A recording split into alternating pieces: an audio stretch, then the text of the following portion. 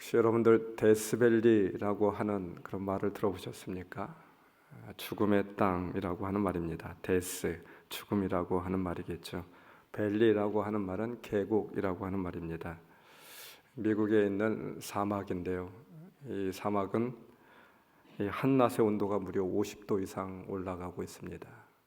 그래서 이 온도가 계속 거의 1년 내내 유지가 되고 있어요. 그래서 좀처럼 비가 내리지 않는 그런 곳입니다. 그래서 이곳에서는 사람이 살 수가 없습니다.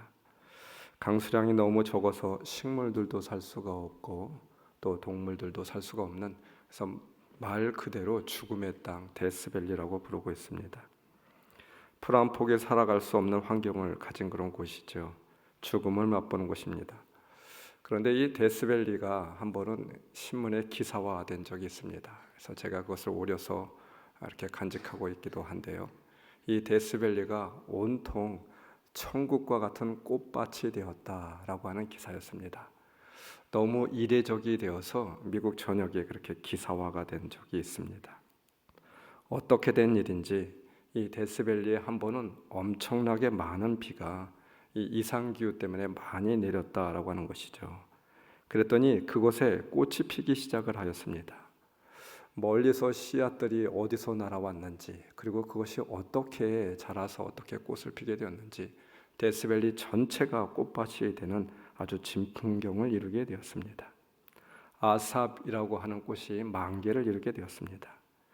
이 풀의 씨앗은 이글이글 타는 태양 아래 뜨거운 모래에 파묻혀서 10년, 아니 20년, 30년 동안 비만 기다린다라고 해요.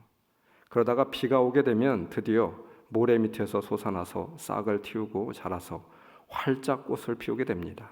그리고 열매까지 맺어서 씨를 뿌린 뒤 그렇게 이렇게 쓰러진다라고 하죠. 사라진다라고 합니다. 열매를 맺어 씨 뿌리는 꿈을 이루기 위하여서 뜨거운 태양 아래에서 10년이고 20년이고 인고의 시절을 보내고 있는 것입니다. 하나님이 주신 비전에는 아름답게 꽃 피운 정원의 삶만 있는 것이 아닌 것 같아요. 언젠가는 사막에 물이 흐르고 사막에도 꽃이 필 수가 있는 토양이 조성되었을 때 천국과 같은 곳이 될 수 있음을 그렇게 기사화하고 있는 것이 아닐까 싶습니다. 우리 인생은 광야 사막과 같은 황무지의 삶도 포함이 될 수 있습니다. 없을 수가 없어요. 광야와 사막과 같은 그런 인생 때문에 우리의 비전을 그렇게 잘라버려서는 안 될 것입니다. 그러나 여러분, 중요한 것은 황무지와 같은 인생에 어떻게 우리는 꽃을 피우게 할 수 있게 만드느냐라고 하는 것이죠. 천국과 같은 곳으로 만들 수 있겠느냐라고 하는 것일 것입니다. 황무지에도 꽃이 피고 결실을 맺을 수 있습니다. 오늘 말씀 마태복음 13장은 전체가 하늘나라에 대한 그런 말씀입니다. 천국에 대한 말씀이기도 합니다. 하늘나라는 어디에 이루어지는 것입니까? 천국 백성은 어떠한 자들이 천국 백성이 되고 있는 것입니까? 오늘 말씀은 씨와 또 토양에 대한 그런 말씀이기도 해요. 심고 거둠에 대한 그런 말씀이기도 합니다. 더욱이 놀라운 것은 하나님께서는 옥토나 아니면 싹이 날 수 없는 황무지라 할지라도 씨를 뿌림에 주저하거나 포기하지 않았다라고 하는 것입니다. 주님이 말씀하시는 그런 귀한 진리가 오늘 말씀 가운데 담겨져 있어요. 이 씨 뿌리는 비유를 통하여서 들려주고 싶은 천국의 비밀이 오늘 말씀 가운데 담겨져 있습니다. 우리는 무엇을 뿌려야 무엇을 심어야 될까요? 우리의 인생이 씨 뿌리는 원리와 별반 다르지 않습니다. 여러분의 인생 가운데서도 오늘 말씀과 같이 주님의 말씀의 결론과 같이 30배, 60배, 100배의 결실을 맺을 수 있는 아름다운 천국과 같은 그런 가정들, 삶이 되시기를 주님의 이름으로 축원합니다. 주님이 말씀하시는 심고 거둠의 원리를 배울 수 있는 귀한 시간이 되어지기를 주님의 이름으로 축원합니다. 씨 뿌리는 자의 비유를 이해하는 데 있어서 가장 중요한 것은 주님께서 완벽히 해석을 해 놓았습니다. 이 말씀에 대해서 우리는 더 이상 첨가할 내용도 없어요. 그러나 여러분과 같이 말씀을 나누고 싶은 그런 부분은 주님의 마음이 어디에 있었는지, 그리고 그 말씀을 들은 자들의 그런 깨달음은 어디에 있었는지 이것을 나누고 싶습니다. 오늘 말씀 가운데 중요한 해석의 열쇠가 있습니다. 바로 씨와 밭에 관한 그런 것이죠. 심음과 결실에는 하나님의 우리는 일반적인 법칙이 있음을 알 수가 있습니다. 여러분, 혹 씨를 심었는데 그 씨가 문제가 있는 불량 씨앗이다라고 하면 아무리 좋은 토양이라 할지라도 옥토라 할지라도 그 씨앗은 싹이 나지 않겠죠. 토양이 아무리 좋으면 무엇합니까? 씨가 불량 씨앗이고 날 수 없는 씨앗인데, 그러면 그 씨는 싹이 날 수가 없고 결실을 거둘 수가 없습니다.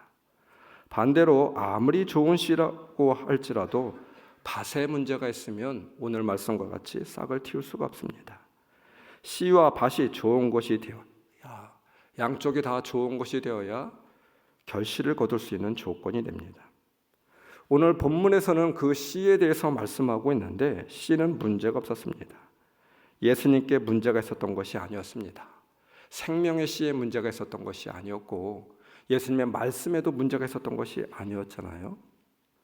오늘 주님은 친히 성경의 비유에 대해서 해석을 해주고 있습니다. 농부는 4종류의 밭에 씨를 뿌렸습니다. 돌짝밭과 가시덤불 그리고 길가와 같은 밭이죠. 그리고 또 하나는 무엇입니까? 옥토입니다.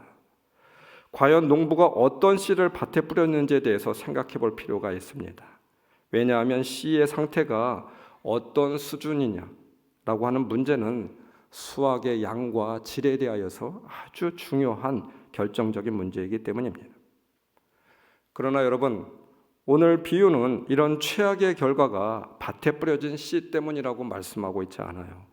왜냐하면 이 비유에서 씨 뿌리는 자가 뿌린 씨는 여러 종류의 토양에 떨어졌든지 상관없이 이미 그 속에 풍성한 수확을 가지고 있습니다. 풍성한 가능성, 무한한 생명력을 지니고 있어요. 그 말씀은 뒤에 나오는 말씀에서도 우리는 확인할 수가 있습니다. 겨자씨와 누룩의 비유이죠. 아주 작은 것, 작고 보잘것없고 초라한 것이었지만 그 속에 놀라운 생명력을 가지고 있다라고 말씀하고 있습니다.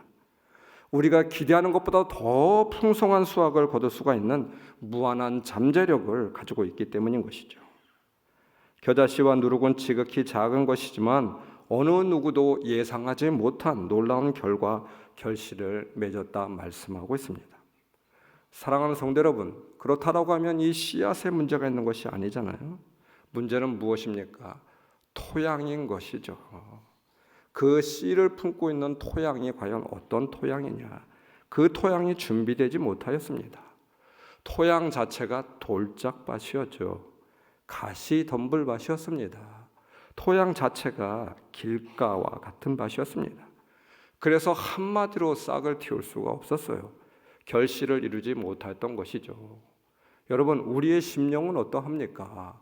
우리의 인생은 어떠한가 보라라고 하는 것이죠. 사랑하는 성도 여러분, 우리는 이제까지 토양이 문제가 있었음에도 불구하고 씨를 탓하고 있지는 않았습니까? 씨앗이 자랄 수 없는 환경이 문제였는데 씨앗 자체를 나무라거나 탓하고 있지는 않았습니까? 길가와 같이 닳고 닳았어요. 결코 싹을 틔울 수가 없습니다. 쓴 뿌리와 인생에 대한 염려와 근심으로 가시덤불이 가득 차 있었습니다. 그곳에서 싹을 틔웠다 한들 그 싹이 자랄 수가 있겠습니까? 환난이나 어려움, 핍박이 있습니다. 그것으로 인하여서 제대로 자라지도 못하고 말라 죽어버렸어요. 이러한 심령의 토양 속에서 생명의 씨앗을 틔울 수도 없고 더욱더 결실은 이루어질 수 없었다라고 하는 것이죠. 어떻게 해야 될까요? 어찌하면 좋을까요? 규라위지 남귤북지라고 하는 고사성어가 있어요. 여러분에게 한번 말씀드린 적이 있는데 이 말의 뜻은 회남의 귤도 회북에 심겨 놓으면 그 귤이 탱자가 됨을 말하고 있는 것입니다. 규화위지 남귤북지. 이 고사성어가 유래된 그런 이야기가 있습니다. 중국에서 제나라에 안자라고 하는 그런 재상이 있었어요. 그런데 한 번은 초나라를 방문할 수 있는 기회가 있었습니다. 이 안자라고 하는 재상이 초나라 영왕을 만나게 돼서 환대를 받게 되었는데 이 영왕이, 초나라 영왕이 귤을 대접을 하였다고 합니다. 참 귀한 것이니까 한번 드셔보시라고. 그래서 이 안자는 왕이 하사한 그런 물건이기 때문에 그 귤을 껍질도 까지 않고 통째로 그렇게 먹게 되었습니다. 예를 표하게 되었습니다. 이때 갑자기 귤을 먹고 있는데 이들 앞으로 죄수 하나가 결박되어서 지나가게 됩니다. 그리고 왕이 묻습니다. 너는 어디 놈이냐? 초나라 영왕이 묻게 되었죠. 그러자 죄수는 저는 제 나라 사람입니다. 아니 무슨 죄를 지었느냐? 도적질을 하여서 이렇게 감옥에 붙들려 있고 붙잡혀 있습니다. 그때 영왕이 말합니다. 제 나라 사람들은 다 도적놈들 같지? 다 도적질을 하는 버릇이 있느냐? 라고 하면서 은근히 무시를 하였습니다. 무엇입니까? 바로 제 나라의 안자, 이 제상을 무시하고 업신여기기 위해서 일부러 짜놓은 계략이었습니다. 이때 안자는 당당하게 말을 이어갔다라고 해요. 신이 듣건대 회남 일대의 귤은 향기롭고 너무나도 먹기에도 좋고 달지만 회북에다가 옮겨 심겨 놓게 된다라고 하면 그것은 귤이 아니라 탱자가 된다라고 하는 말을 들었습니다. 우리 제나라 사람들은 도적질도 모르고 하지도 않는데 이런 제나라 사람이 초나라에 오게 되면 도적질을 하게 되니 이게 무슨 연유입니까? 이렇게 말을 받았다라고 하죠. 이에 영왕은 모욕을 주려던 안자에게 웃으면서 사과하였다라고 합니다. 그래서 이 일로 유래한 그런 고사성어가 바로 귤아위지 남귤북지라고 하는 말이 되겠죠. 남쪽의 귤이 탱자가 될 수 있다라고 하는 말입니다. 나무는 같았지만 귤이 아닌 탱자 열매가 맺혀질 수 있습니다. 우리가 토양을 어떻게 가꾸느냐에 따라서 아름다운 귤밭에서 귤을 딸 수도 있고 아니면 탱자와 같은 그런 열매를 딸 수도 있다라고 하는 말이 아닐까요? 우리 인생이 그렇습니다. 우리에게 얼마나 아름다운 귀한 사람들이 있습니까? 자녀, 사랑하는 배우자, 아름다운 가정. 귤나무였는데 귤밭이었는데 어느덧 탱자로 바뀌어졌습니다. 무엇 때문입니까? 누구 때문입니까? 혹시 나는 그 귤밭을 탱자밭으로 바꾸고 있는 것은 아닐까요? 말씀을 받는 것도 마찬가지입니다. 우리 안에 생명의 역사를 담은 것도 마찬가지입니다. 생명의 씨앗이 잘 자라 아름다운 결실을 맺기 위해서는 아름다운 토양이 되어져야 돼요. 하나님께서 우리에게 먼저 탱자밭을 준 것이 아니잖아요. 우리 안에 이미 풍성한 열매를 맺을 수 있는 은혜가 주어졌습니다. 그러나 우리는 그 귤밭을 탱자밭으로 바꿔놓았습니다. 이미 하나님께서는 우리에게 응답을 주셨습니다. 그러나 응답이 열매를 맺지 못합니다. 왜입니까? 믿음의 도전이 없기 때문인 것이죠. 이미 기도의 응답이 주어졌습니다. 그러나 기도를 하지도 않아요. 믿음의 기도를 드리지도 않아요. 그러면서 우리는 응답을 바라고 있습니다. 왜 우리 안에 생명의 열매들이 맺히지 못하고 있습니까? 그것은 생명의 열매를, 생명의 씨앗을 틔울 수 있는 씨의 문제가 있었던 것이 아닙니다. 나의 토양이 준비되어 있지 못하였기 때문인 것이죠. 탱자밭에서 아름다운 귤을 딸 수가 없어요. 사랑하는 좋은교회 성도 여러분, 나의 심령의 토양은 과연 무엇입니까? 옥토입니까? 아니면 황무지와 같은 그런 땅입니까? 그래서 좀처럼 어떤 씨앗을 심어 놓는다 할지라도 그 씨앗이 싹이 틔우지도 못하고 열매를 맺지 못하는 그런 토양으로 존재하고 있습니까? 우리의 가정은 어떠합니까? 우리의 자녀들에게 먼저 내가 귤밭이 되어져야 되지 않을까요? 우리의 가정이 귤밭과 같은 가정이 되어야 되지 않을까요? 그래야 회남의 귤을 딸 수 있는 거 아니겠습니까? 탱자를 만들어낼 수밖에 없는 토양인데 결단코 우리는 귤을 요구할 수 없는 거 아니겠습니까? 요구한다 할지라도 그 귤을 딸 수가 없어요. 중요한 것이 있습니다. 오늘 말씀에는 여러 종류의 형태의 밭들이 소개가 되고 있어요. 그리고 그 밭들에서 자라는 씨앗의 상태에 대해서 설명을 하고 있습니다. 예수님은 이 비유를 들어서 나중에 제자들에게 아주 자세하게 완벽한 해석을 해주고 있습니다. 종종 이 비유를 해석할 때 많은 분들이 생각하기를 열심히 자신의 돌짝밭 같은 밭을 갈아엎어 돌과 가시떨기를 제거하고 풍성히 결실을 맺을 수가 있는 좋은 밭이 되자라고 이 비유를 이해하고 해석을 하고 있기도 합니다. 사람들은 이 비유를 좋은 옥토와 같은 땅으로 만들어야 한다고 생각을 하고 있습니다. 그런데 여러분, 이 비유를 자세히 살펴보게 된다고 하면 중요한 우리는 깨달음 하나를 발견하게 됩니다. 밭은 절대 자기 스스로 덤불이나 돌들을 딱딱하게 굳어진 길가와 같은 밭을, 그 밭의 형태를 스스로 바꾸거나 제어할 힘이 없다라고 하는 거예요. 제거할 힘이 없다라고 하는 것입니다. 이 비유는 우리가 밭의 형태를 좋은 옥토와 같은 형태로 만들어야 됨을 말하고 있는 것이 아닙니다. 궁극적으로 이것을 말하고 있는 것이 아니에요. 여러분, 우리 좋은 교회 성도 여러분들 가운데서도 농사를 짓는 분들이 있을 줄 압니다. 어느 날 농부가 씨를 뿌리러 밭에 나가 보니까 밭에 완전히 돌과 가시덤불이 너무 많아서 씨를 뿌려봐야 도저히 싹이 나오지 않을 것 같습니다. 그런 상태였다라고 생각해 보십시오. 그런데 이 농부는 돌아서면서 이런 이야기를 합니다. 너 이런 상태로는 싹을 틔울 수 없어. 그러니 네가 내일까지 돌들과 가시덤불과 또 이렇게 굳어진 땅을 다 갈아엎어 놓아. 그래야 싹을 틔울 수 있지. 이렇게 말을 하겠습니까? 그러면 내가 내일 다시 와서 씨를 뿌려줄게. 이렇게 말하는 농부가 있겠습니까? 그런 농부는 아무도 없어요. 여러분, 우리가 가시덤불을, 돌밭을, 돌을 골라내고 길가와 같은 그런 밭을 일구어 주어야만 됩니다. 농부가 해 주어야 되는 일이죠. 내가 옥토밭이 되어야 한다고 이제까지 말씀을 우리는 그렇게 이해하고 해석하고 있었습니다. 밭들에게 스스로 갈아엎어 옥토가 되라고 우리는 이렇게 해석을 하고 있는 것이 아니겠습니까? 그렇게 할 수가 없어요. 우리에게는 능력이 없습니다. 우리 스스로가 좋은 밭을 좋은 땅으로 만들 수가 없습니다.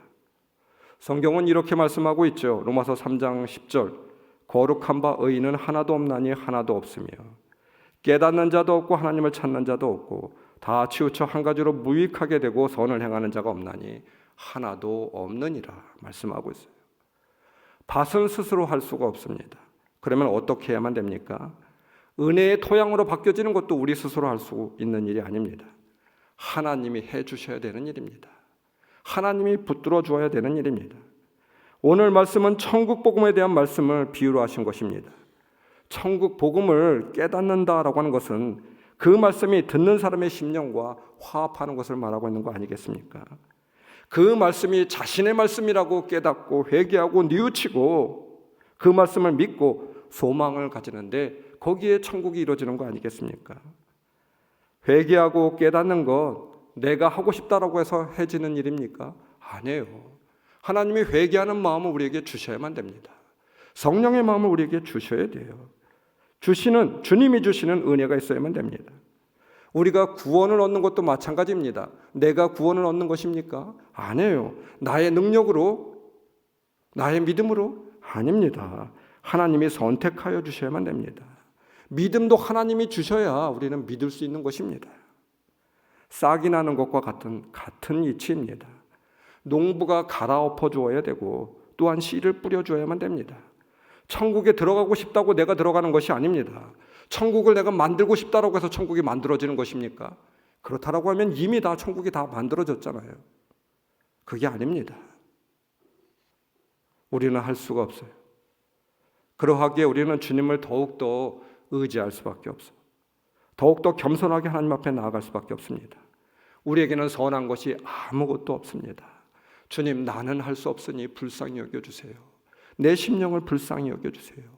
나의 심령을 갈아엎어 주어서 주님이 옥토로 바꾸어 주세요. 길가와 돌짝밭과 같은 밭을 주님이 갈아엎어 주세요. 그래서 옥토로 만들어 주세요. 그리고 씨를 넣어 주세요. 우리는 이렇게 고백할 수밖에 없잖아요. 하나님이 아름다운 토양으로 만들어 줘야만 됩니다. 하나님이 황무지와 같은 우리의 심령을 개간하고 갈아엎어 주어야 되는 것이죠. 그래서 오늘 우리는 다시 한번 주님의 긍휼을 구하며 하나님 앞에 나아갈 수밖에 없는 것입니다. 씨를 뿌리는 것도 그리고 나는 것도 결실을 거둔 바로 하나님이 하시는 일이죠. 그 하나님을 절대적으로 믿고 순종하며 나아갈 뿐입니다. 그 하나님의 섭리에 믿음으로 순종할 뿐입니다. 바로 이러한 자가 하늘나라를 바라볼 수 있고 이러한 자의 삶 가운데 하늘나라가 임하는 거 아니겠습니까? 주님의 말씀을 통하여 알아야 될 중요한 법칙이 또 하나 있습니다. 왜 주님은 씨앗을 소비하였는가라고 하는 것입니다. 우리는 주님의 마음을 알아야만 됩니다. 주님에 대한 해석을 우리가 알려고 하는 것이 아니라 주님의 마음이 어디 있는지 알아야만 됩니다. 오늘 말씀에는 더러는 이라고 하는 말씀이 나오고 있어요. 저는 이 말씀이 가장 중요한 핵심이 아닐까 싶습니다. 더러는 원어를 찾아보니까 알라데라고 하는 말입니다. 그리고 다른 것들이라고 하는 의미입니다. 예수님은 생명의 씨를 뿌리는데 더러는 길가에, 더러는 가시덤불에, 더러는 돌짝밭에, 더러는 옥토에 떨어졌다 말씀하고 있습니다. 씨를 뿌려도 나지 않음을 몰라서, 우리 주님께서 몰라서여서가 아닙니다. 농부는 씨앗을 낭비하고 있습니다. 여러분, 거룩한 낭비였습니다. 주님의 낭비는 거룩한 낭비였죠. 왜입니까? 주님의 안타까운 마음이 여기에 담겨져 있습니다. 더러는 씨를 나지 않을 것임에도 그곳에도 뿌린 것은 가능성을 제한하지 않는 주님의 마음입니다. 안타까운 주님의 마음이 담겨져 있어요. 그래도 혹시 그곳에서 싹이 나지 않을까? 그래서 더러는 길가에, 돌짝밭에. 주님의 거룩한 낭비였습니다. 본문에는 농부가 밭에 나가 씨를 뿌렸다는 행위를 가리키는 동사가 무려 6번이나 나오고 있어요. 스페이레인이라고 하는 말입니다. 이 말이 무엇입니까? 그 씨는 정확하게 밭에 떨어졌다라고 하는 해석의 의미를 담고 있어요. 그냥 뿌린 것이 아닙니다. 어찌 하다 보니까 뿌려진 것이 아니다라고 하는 말이에요. 정확하게 그 밭에 씨를 뿌렸다라고 하는 동사가 스페이레인이라고 하는 말입니다. 다시 말해서 씨 뿌리는 자는 좋은 땅을 구별하여 제한적으로 씨를 뿌린 것이 아니라 씨를 뿌리기에 적합하지 않은 길가나 돌밭 그리고 가시덤불 사이에도 차별하지 않고 똑같이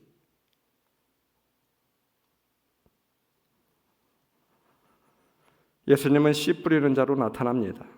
예수님은 천국의 말씀에 씨앗을 뿌리기 위하여 집 밖으로 나가서 무리들을 향해 바닷가에 앉으셨어요. 수많은 무리들이 누구나 들을 수 있도록 배에 올라셔서 예수님께서는 말씀을 하셨잖아요. 누구나 알기 쉽게, 누구나 이해할 수 있게 말씀으로 천국에 관한 말씀을 알려주었습니다. 그것도 한 번으로 부족하니까 몇 번에 걸쳐서 천국 하늘나라는 이와 같다 말씀해 주셨어요. 누구나 다 들을 수 있었습니다. 그뿐입니까? 예수님의 뿌린 씨앗은 어떤 특정한 제한을 두지 않았습니다. 바리새인들, 창녀들, 그리고 세리 가리지 않았잖아요. 말씀을 받는 자들의 모든 가능성을 열어놓았습니다. 성경에 있는 사람들을 보십시오. 만약 예수님이 하나님께서 사람을 가려 쓰신다라고 하면, 그들의 가능성만을 보고 쓰셨다라고 하면 창녀나 세리들이, 문둥병자들이, 여러분 그들이 선택되었겠습니까? 아닙니다. 욥기 5장 11절 낮은 사람을 높이시고 슬퍼하는 사람에게 구원을 보장해 주시며 약하고 보잘것없는 자를 들어 사용하시는 하나님이십니다. 사도 바울이 대표적인 사람이었어요. 예수님의 적대자였잖아요. 그럼에도 불구하고 가능성을 제한하지 않는 그 주님의 씨앗이 그에게 떨어지게 되었습니다. 복음의 황무지와 같은 그 10년 가운데 떨어지게 되어서 그가 예수 그리스도를 영접하고 이방의 위대한 사도가 되었습니다. 여러분, 우리의 상황, 우리의 심령은 어떠합니까? 마치 돌짝밭, 길가와 같은 밭, 가시덤불과 같은 그런 존재가 우리 심령이지 않습니까? 우리가 그런 존재였습니다. 우리가 구원받을 만한 그런 가치가 있는 존재였습니까? 단 1%라도 우리가 구원을 받을 만한 그런 존재였습니까? 아니었습니다. 그러나 우리 주님께서는 아예 나지 않을 것을 예단하고 뿌리지도 않았다라고 하면 아예 생명의 씨앗이 싹 트는 것은 아예 없었을 것입니다. 이것이 바로 주님의 은혜이죠. 주님께서는 거룩한 낭비를 하셨습니다. 그러나 이 거룩한 낭비가 있어서 오늘의 내가 하나님의 자녀가 되고 구원을 받게 되었던 것이죠. 주님은 거룩한 낭비를 하셨습니다. 십자가 위에서 죽으시고 피 흘려 주셨어요. 복음의 불모지에 있었던 나를 살리기 위하여서, 아무 가치 없는 나를 살리기 위하여서 그 값비싼 은혜, 비싼 값으로 구원의 열매를 맺게 되었습니다. 거룩한 낭비였던 것이죠. 여러분, 우리는 그러한 존재였습니다. 우리는 옥토가 되지 못하였잖아요. 길가와 돌짝밭 같은 그런 존재였습니다. 그러나 가능성을 제한하지 않았던 그 주님의 열심과 거룩한 낭비로 인하여서 예수 그리스도를 받아들이고 믿게 되었던 것이죠. 여러분, 우리가 그와 같은 존재임을 믿을진데 이제는 주님의 기대에 응답하는 주님의 기쁨이 되어줄 수 있는 그런 심령들이 되어져야 되지 않을까요? 우리 또한 척박한 환경 가운데 있는 척박한 그런 존재인 자들에게 생명의 씨앗을 뿌리는 일을 주저하지 않아야 될 줄 믿습니다. 거룩한 낭비를 주저하지 말아야만 됩니다. 씨앗의 낭비를 먼저 바라보는 자가 아닌 한 생명의 소중함을 먼저 바라볼 수 있는 우리의 그런 심령들이 다 되어야 될 줄 믿습니다. 주님의 마음으로 나와 이웃들에게, 주님이 바라보는 영혼들에게 국률의 마음으로 씨앗을 뿌릴 수 있는 우리가 되어져야 될 줄 믿습니다. 심고 거둠의 법칙에서 씨를 뿌리는 주님의 법칙을 우리는 잘 이해를 해야만 됩니다. 거룩한 낭비를 하신 주님 앞에 우리 또한 거룩한 낭비가 있을 때 주님을 만날 수 있게 되는 것이죠. 하나님은 그렇게 만나지는 분입니다. 거룩한 낭비를 통하여서 만나지는 것이죠. 그 거룩한 낭비가 있게 될 때 하늘나라가 찾아지는 거 아니겠습니까? 시편 126편 울며 씨를 뿌리는 사람은 기쁨의 단을 거둔다 하였습니다. 기쁨의 단이 있기 위해서는 심는 사역이 먼저 있어야만 됩니다. 이것이 가장 기본이 되는 법칙이에요. 여러분, 우리가 거룩한 낭비 심어야 될 것이 무엇입니까? 생명의 열매를 거두기 위하여 우리가 먼저 심어야 될 것이 있지 않겠습니까? 예배를 심어야만 됩니다. 바른 예배를 심어야만 됩니다. 바른 기도를 심어야 합니다. 바른 믿음을 심어야만 됩니다. 그것도 열심히 심어야만 합니다. 제대로 심어야 합니다. 여러분, 하나님은 비웃음을 당하지 않는 분이시라고 말씀하셨습니다. 심지도 않고 거두는 사람들이 있습니다. 먼저 심어야 합니다. 그래야 우리는 결실을 기대할 수 있는 거 아니겠습니까? 심지도 않고 우리가 어떻게 거둘 수가 있겠습니까? 지금은 심어야 될 때입니다. 우리의 예배가 얼마나 빈약합니까? 얼마나 힘이 없어졌습니까? 얼마나 우리의 영혼이 척박한 상황입니까? 그럼에도 우리는 잘 알지 못하고 있어요. 바른 예배를 심지 못합니다. 정성스러운 예배를 주님 앞에 드리지 못하고 있어요. 우리의 삶 가운데 예배가 얼마나 중요한 가치로 여러분들에게 있습니까? 여러분, 기도는 어떠하나? 열정적인 기도가 사라져 버렸어요. 기도의 자리를 잃어버린 지 너무 오래되었습니다. 기도의 거룩한 낭비가 우리에게는 이미 사라져버린 지 오래되었어요. 먼저 그의 나라를 구하라고 하였습니다. 예배와 기도를 심지 않고 인생의 좋은 것들을 구할 수가 없어요. 먼저 심어져야 될 것이 먼저 심어져야만 됩니다. 영적인 생명의 씨앗을 먼저 심어야 되겠죠. 그래야 우리 영이 살게 됩니다. 그리고 그 영이 살 때 육이 살게 되는 것이죠. 너무 힘들고 씨를 뿌리기 어렵습니까? 좀처럼 심을 수 있는 환경이 되지 못합니까? 여러분, 잘 알고 있습니다. 상황이 안 되니까 더 심어야 되겠죠. 상황이 어려우니까 그것이 바로 기회입니다. 심을 수 있는 환경이 못 됩니까? 심기에는 척박한 환경입니까? 저는 그러니까 기회라고 생각합니다.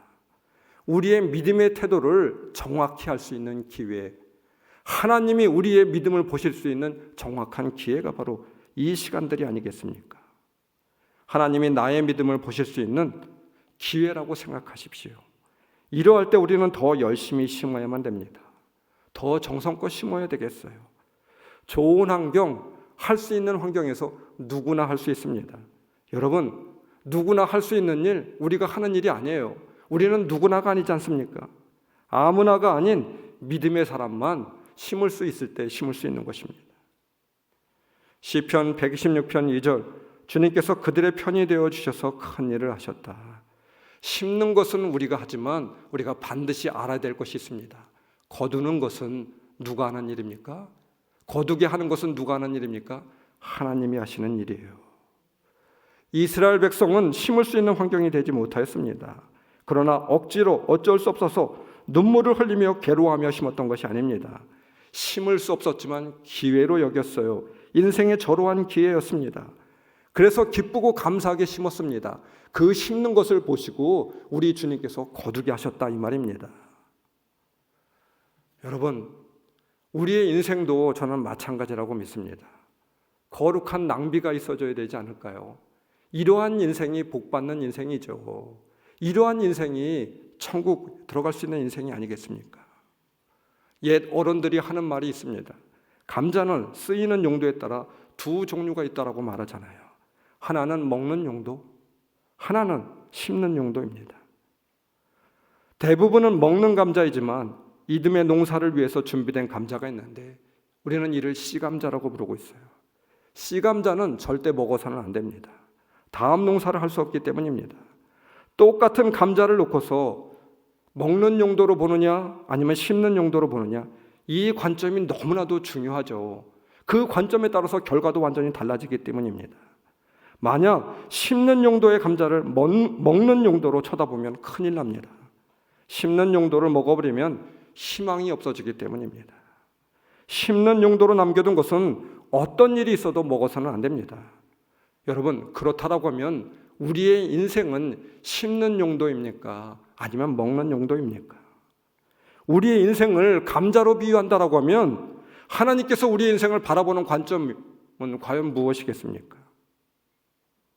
우리의 인생은 분명 심는 용도가 되어야 될 줄 믿습니다. 결코 먹는 용도로 하나님께서는 우리 인생을 주시지 않았잖아요. 예수님의 달란트 비유를 보십시오. 우리의 인생을 가지고 장사하라고 하였습니다. 심는 용도라고 하는 것이죠. 우리의 인생은 먹는 감자가 아니라 씨감자라고 하는 말입니다. 장사를 하지 않고 땅에 묻어둔 한 달란트 받은 사람의 문제가 무엇입니까? 그 사람이 게으른 것은 두 번째이고 첫 번째, 그는 인생이 무엇인지를 몰랐어요. 심는 용도인지 몰랐다고 하는 것입니다. 심지 않는 것은 인생이 아님을 몰랐어요. 사랑하는 성도 여러분, 기회가 있을 때 심으십시오. 척박한 상황과 환경을 기회로 믿으면서 심으십시오. 우리의 인생을 심는 인생으로 만드십시오. 그러면 반드시 결실이 이루어질 것입니다. 이것이 우리의 믿음의 고백이 되어야 될 줄 믿습니다. 하나님은 우리가 드린 결과를 받으시는 것이 아니라 우리 믿음의 자세를 보시고 있죠. 우리가 드려진 것의 유무, 많고 적음이 아닙니다. 그 안에 담겨있는 우리 믿음의 고백, 헌신, 충성, 사랑을 받으시는 것이죠. 그것이 참된 것인지, 그것이 얼마나 열심히 심겨져 있는지, 그것이 거룩한 낭비인지 그것을 보시는 분이 하나님이시지 않을까요? 우리가 심지 못함은 그 이유는 무엇입니까? 우리 안에 바른 믿음이 없기 때문입니다. 심으면 반드시 열매를 맺는다라고 하는 믿음이 없어요. 심고 풍성히 거둔다라고 하는 원리를 알면 여러분이 우리가 심지 않겠습니까? 그런데 이 믿음이 정확하지 않아요. 신앙생활을 오래 하였지만 이 믿음이 바로 서 있지 못하고 있어요. 왜 심지 못하고 있습니까? 왜 우리가 열심히 거룩한 낭비를 하지 못하고 있습니까? 이 믿음이 바로 서 있지 못하기 때문입니다. 여러분, 하나님은 심으면 반드시 거둔다라고 말씀하고 있어요.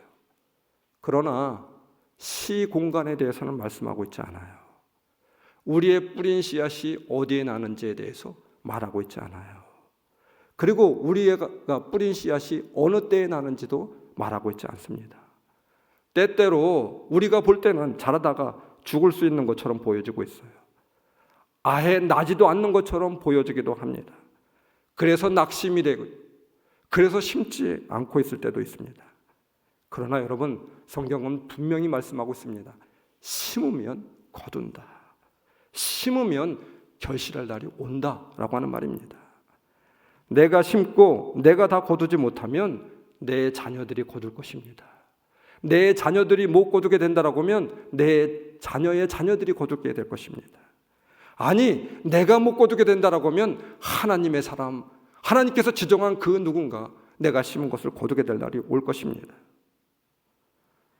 또한 여러분, 우리가 후회하지 않고 심을 수 있는 것은 무엇입니까? 우리가 거룩한 낭비를 할 수 있는 이유가 있어요. 거두어 드리는 기쁨과 달리 내주는 기쁨이 바로 우리 주님의 기쁨이 되기 때문입니다. 심는 자의 기쁨인 것이죠. 사랑하는 사람은 자기를 내주는 기쁨을 갖게 됩니다. 우리 부모들을 보십시오. 내주는 기쁨이 있었습니다. 자식을 보면서 아낌없이 헌신하고 기꺼이 내주게 되었습니다. 그러면서 그것이 억울하고 괴로운 것이 아니라 내주는 기쁨이 있었잖아요. 씨 뿌리는 이가 거두는 이와 함께하는 그런 기쁨입니다. 내가 심은 것을 다른 누구가 거두는 그 기쁨에 내가 참여하는 것은 삶의 환희이죠. 주님의 은혜의 기쁨에 참여하는 일이 되고 있는 것입니다. 요한복음 4장 38절, 나는 너희를 보내서 너희가 수고하지 않은 것을 거두게 하였다. 수고는 남들이 하였는데 너희는 수고하지 않고 결실에 참여하게 된 것이다. 37절, 그러므로 한 사람은 심고 한 사람은 거둔다라고 하는 말이 옳다. 여러분, 우리 인생에 이와 같은 원리가 적용되고 있습니다. 지금 내 삶, 나의 소유, 내가 심지 않은 것을 받는 때도 있다라고 하는 것이에요. 지난주에 감독님이 한 모임에서 이런 설교를 하셨어요. 우리는 빚진 자입니다 라고 고백하며 빚진 자 의식을 갖고 사는 사람이 천국을 살아갈 수 있습니다. 그와 같은 사람이 하나님께서 기뻐하십니다. 은혜를 간직하는 사람입니다 라고 설교를 하시며 자기의 그런 간증을 이야기하시더라고요. 어렸을 때 자신의 기억에 어머니가 집안에서 다리를 쭉 펴고 그렇게 주무셨던 적이 별로 없었다라고 하는 거예요.